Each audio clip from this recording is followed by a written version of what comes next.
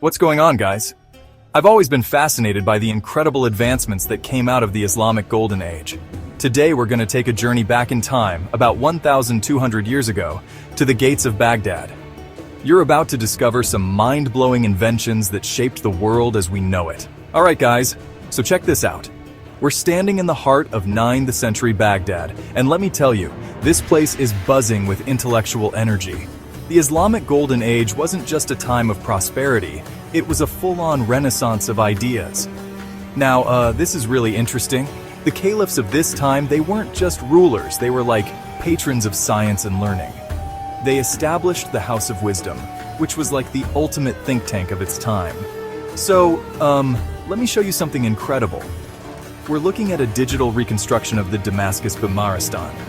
Now, you might be wondering, what's a Bimaristan? Well, it's basically the world's first modern hospital. This place, built in 707 CE, had specialized wards for different diseases. Can you believe they had dedicated areas for treating leprosy and eye diseases? But wait, it gets even better. Fast forward to 805 CE, and we've got Harun al-Rashid's hospital in Baghdad.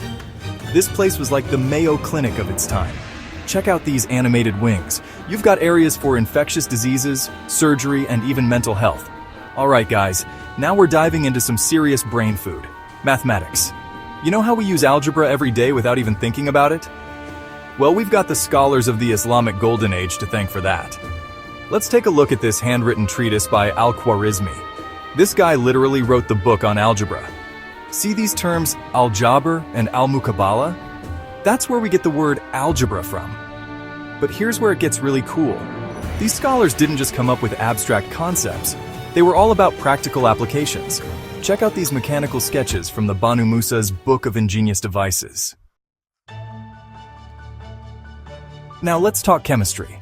You know, if we could step into a 9th century lab, it's not that different from what we use today. Check out this rendering of a classic chemistry setup used by Jabir ibn Hayyan. See those distillation apparatus? Those are called alembics, and they were cutting-edge technology back then. Jabir was doing some serious experimentation, laying the groundwork for modern chemistry. But it's not just about fancy lab equipment. These advancements had real-world applications. Take a look at this overlay of a 10th century hospital pharmacy shelf. It's stocked with herbal remedies described in Al-Razi's Haawi.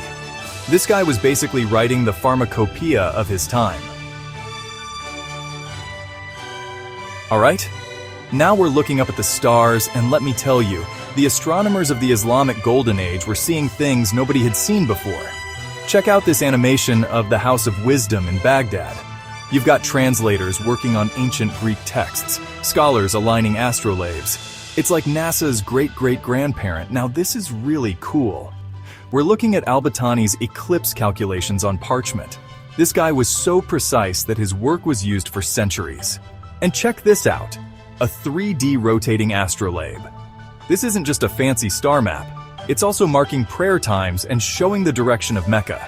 It's like they invented the first smartphone app, but for the 10th century.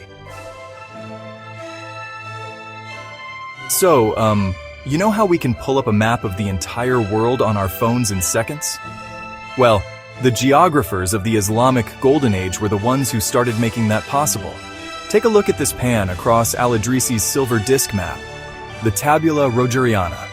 This thing was made in 1154, and it's showing details of continents and trade cities that Europeans hadn't even dreamed of yet. But here's where it gets really interesting. We're not just talking about drawing maps, we're talking about exploring the world. Check out this time-lapse of Ibn Battuta's journey. This guy traveled over 120,000 kilometers. That's like, circling the Earth 3 times, and he did it in the 14th century. From the markets of Mali to the ports of Southeast Asia, Ibn Battuta was basically the world's first travel vlogger. Now let's dive into some mind-bending physics. You know how we're always taking pictures and videos. Well, the basic principle behind cameras was figured out way back in the 11th century by Ibn al-Haytham. Check out this demonstration of a camera obscura. It's literally dark room in Latin, and it's showing how light can project an upside-down image.